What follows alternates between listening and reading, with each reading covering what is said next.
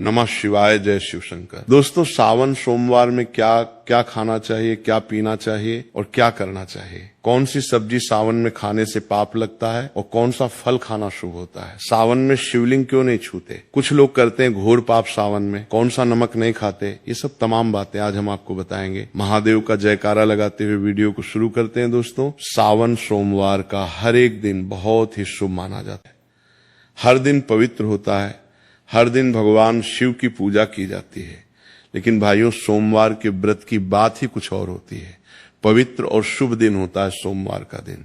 इस दिन व्रतधारी व्रत रखकर संपूर्ण फलों की प्राप्ति करते हैं और अगले दिन सावन के पवित्र महीने में फिर से सोमवार के व्रत के आने की कामना करते हैं, ताकि सावन में हम व्रत का फिर से संपूर्ण पालन और फल प्राप्त कर सकें। दोस्तों, आपको बता दें, इस बार सावन का महीना 2026 में 30 जुलाई गुरुवार के दिन प्रारंभ होगा। सावन की समाप्ति 28 अगस्त के दिन होगी और सावन का आखिरी दिन शुक्रवार है। 28 अगस्त के दिन शुक्रवार को सावन समाप्त हो जाएगा। दोस्तों, ऐसे में 28 अगस्त यानी शुक्रवार के दिन ही रक्षाबंधन का त्योहार भी मनाया जाएगा। चलिए दोस्तों, अब जानते हैं सावन के इस पवित्र महीने में कितने सोमवार पड़ेंगे और आपको कितने व्रत रखने हैं। आइए जानते हैं। सावन मास का पहला सोमवार व्रत 3 अगस्त दिन सोमवार है। सावन का दूसरा सोमवार व्रत 10 अगस्त दिन सोमवार है। तीसरा सोमवार व्रत 17 अगस्त। सावन का पवित्र चौथा व्रत 24 अगस्त के दिन पड़ेगा और 28 अगस्त को शुक्रवार के दिन ही रक्षाबंधन के संपूर्ण होने के साथ सावन समाप्त हो जाएगा। दोस्तों, ऐसे में कुल मिलाकर 4 सोमवार पड़ेंगे और अंत में 28 अगस्त यानी शुक्रवार के दिन सावन समाप्त हो जाएगा। दोस्तों, ऐसे में हम जानते हैं सावन के इस पवित्र महीने में कौन सा पाप या गलती नहीं करनी चाहिए जिससे कि शिव नाराज ना हो। और सावन व्रत में ये सब्जियां और फल तो कभी मत खाना, नहीं तो भगवान भोले बाबा आपसे क्रोधित हो सकते हैं, आपका व्रत भी टूट सकता है। आइए जानते हैं कुछ ऐसी सावधानियां जिन्हें भूलकर भी नहीं करना चाहिए। व्रत के दौरान सावधानियां और नियम। दोस्तों, नंबर 1, शास्त्रों में कहा गया है कि व्रतधारी को उधार मांगकर सब्जियां फल आदि नहीं खाने चाहिए। इससे पाप लगता है और व्रत अधूरा रह जाता है। सोमवार का व्रत हो या कोई भी व्रत क्यों ना हो, पड़ोसियों से मांगकर भी व्रत आदि में फल वगैरह नहीं खाने चाहिए। व्रत में उधार मांगकर खाने से व्यक्ति का व्रत झूठा हो जाता है। ईश्वर की शरण में आने पर व्यक्ति को झूठ नहीं बोलना चाहिए, कर्ज नहीं लेना चाहिए, चुगली आदि नहीं करनी चाहिए, उधार मांगकर भी नहीं खाना चाहिए।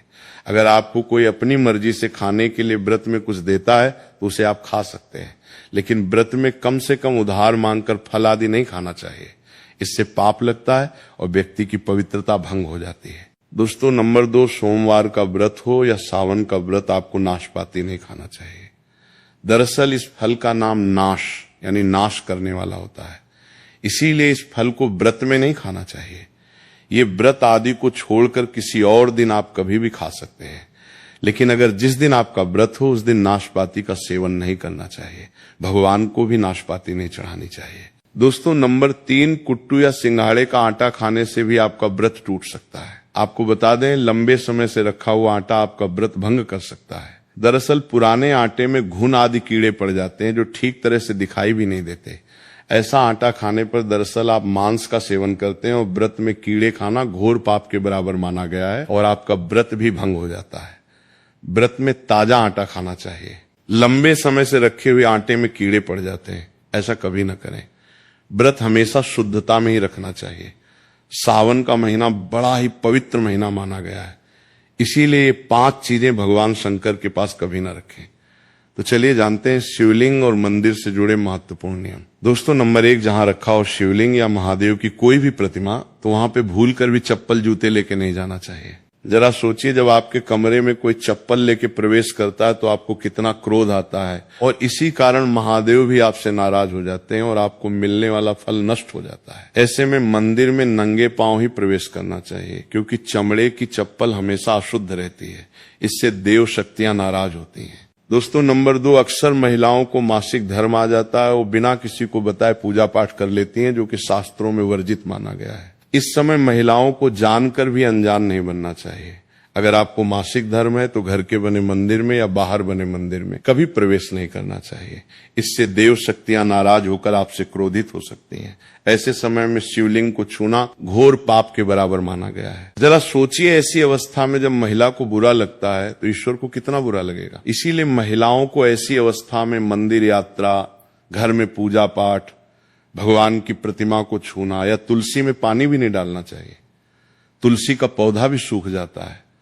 जब देव शक्तियां नाराज होती हैं तो लाजमी है कि घर में कंगाली, गरीबी और लड़ाई झगड़े होने लगते हैं। ऐसा कभी मत करना। दोस्तों, नंबर 3, शास्त्रों में बताया गया है कि जहां होता है शिवलिंग तो वहां पर सभी शक्तियां सक्रिय रहती हैं। अगर घर में होता है शिवलिंग तो वो व्यक्ति महादेव की कृपा सदैव पा लेता है। वास्तुशास्त्र के अनुसार शिवलिंग से हर वक्त ऊर्जा का संचार होता रहता है। इसीलिए शिवलिंग पर जलधारा हमेशा होनी चाहिए जो ऊर्जा को शांत रखती है। कुछ लोग अपने घर में शिवलिंग तो रख लेते हैं लेकिन वो 1 हफ्ते के बाद जल चढ़ाते हैं, जो कि बिल्कुल भी अच्छा नहीं माना जाता। अगर आप जल नहीं चढ़ा सकते तो आप अपने घर में शिवलिंग स्थापित कभी ना करें, जो कि गरुड़ पुराण में बताया गया है। इससे उल्टा घर में विनाश होता है। दोस्तों, नंबर 4, शास्त्रों में बताया गया है कि तुलसी और महादेव का बैर माना गया है। इसी कारण तुलसी में शिवलिंग और गणेश की प्रतिमा को नहीं रखा जाता। कई लोग जाने अनजाने में शिवलिंग को तुलसी में रख देते हैं और घर में परेशानियां आना शुरू हो जाती हैं। इससे महाशक्तियां क्रोधित हो जाती हैं। शिवलिंग पर तुलसी भी नहीं चढ़ानी चाहिए। तुलसी में और शिवलिंग में कुछ दूरी होनी चाहिए। दोस्तों, नंबर 5, घर का मंदिर हो या बाहर का मंदिर, किसी भी मंदिर में ऐसे व्यक्ति को प्रवेश नहीं करना चाहिए जिसने स्त्री प्रसंग अर्थात संभोग किया हो या उसने मांस खाया हो। अगर आप शारीरिक रूप से गंदे हैं तो मंदिर के आसपास भी नहीं जाना चाहिए। घर के बने मंदिर में कोई कपड़ा आदि डाल देना चाहिए। जरा आप ही सोचिए, क्या आप मांस खाकर या स्त्री के साथ शारीरिक संबंध बनाकर भगवान के पास जाएंगे और क्या वो आपसे प्रसन्न होंगे? बिल्कुल भी नहीं। वो आपसे क्रोधित हो सकते हैं और आपसे नाराज हो जाएंगे। शास्त्रों में इसे घोर पाप माना गया है। इससे व्यक्ति नरक में जाता है। ऐसा दुष्ट स्वभाव मनुष्य की बर्बादी का कारण माना गया है। ऐसा ना करें।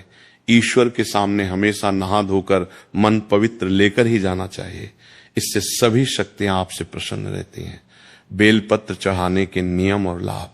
दोस्तों, सावन के महीने में महादेव को ऐसे बेलपत्र कभी मत चढ़ाना, बहुत ही अशुभ माना जाता है। दोस्तों, पौराणिक मान्यताओं के अनुसार बेलपत्र चढ़ाने से शिव जी का मस्तक शीतल रहता है। बेलपत्र से भगवान शिव की पूजा करने से दरिद्रता दूर होती है और व्यक्ति सौभाग्यशाली बनता है। इससे हनुमान जी भी प्रसन्न होते हैं क्योंकि वे शिव के ही अवतार हैं और इस बात को शायद ही कोई जानता हो। दोस्तों, पहले आप ये जानें कि बेलपत्र का उपयोग और इसके लाभ कैसे मिलते हैं। दोस्तों, नंबर 1, तीनों लोकों में जितने तीर्थ स्थल प्रसिद्ध हैं वे सभी तीर्थ स्थल बेलपत्र के मूल भाग में स्थित माने जाते हैं।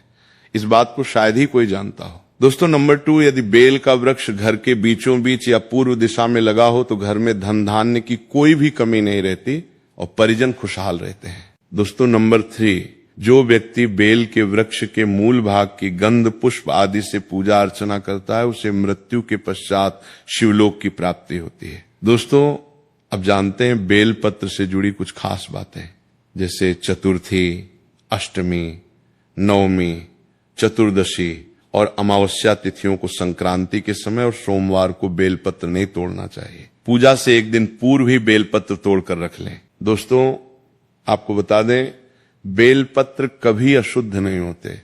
यदि आपको पूजा के लिए नया बेलपत्र नहीं मिल रहा है तो आप किसी दूसरे के चढ़ाए हुए बेलपत्र को स्वच्छ जल से धोकर भगवान शिव को अर्पित कर सकते हैं।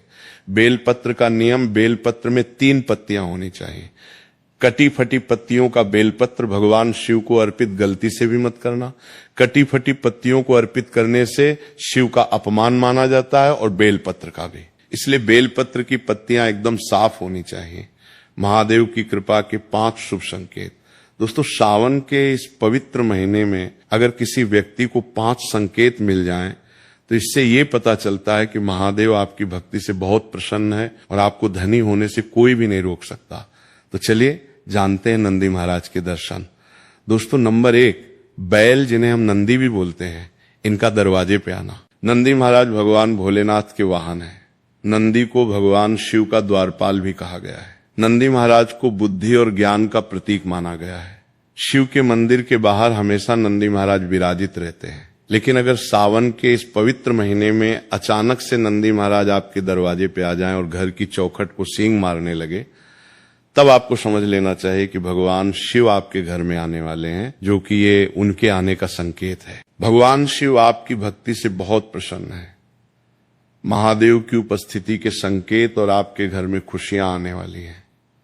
आपको धनी होने से कोई नहीं रोक सकता, लेकिन याद रहे नंदी महाराज को तिलक लगाकर मीठा भोग जरूर खिलाएं। दोस्तों, नंबर 2, सावन के पवित्र महीने में अचानक से आपके सपनों में अगर शिवलिंग दिखाई दे जाए, अर्थात भगवान शिव दिखाई दे जाए, तो इससे आपको ये समझना चाहिए कि अब आपके जीवन से परेशानियों का अंत जल्दी हो जाएगा। भगवान शिव आपकी सच्ची आराधना और भक्ति से बहुत खुश हैं और वो आपके घर में आने वाले हैं।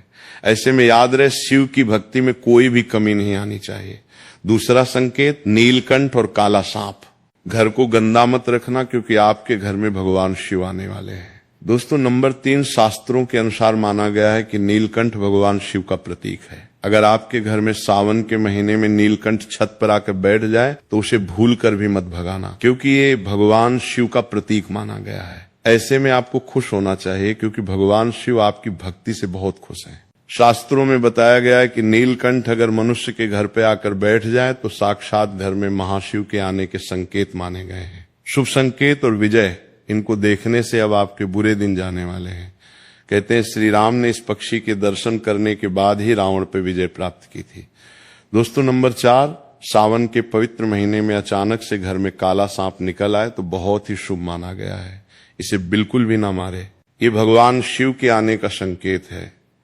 जिनकी भक्ति से महादेव प्रसन्न होते हैं, तब महादेव किसी खास अवसर पे ही अपने दर्शन देते हैं। सावन का महीना बहुत ही पवित्र महीना माना गया है। यही वो महीना है जिसमें भगवान शिव धरती पर आते हैं। सोमवार और डमरू की ध्वनि और उसी घर में अपना वास बना लेते हैं जो सच्चा भक्त होता हो। सपनों में किसी मंदिर में नाग नागिन का जोड़ा देखना बहुत ही शुभ माना गया है। ये घर में शिव के आने के संकेत हैं। अब आपको खुश होने की जरूरत है।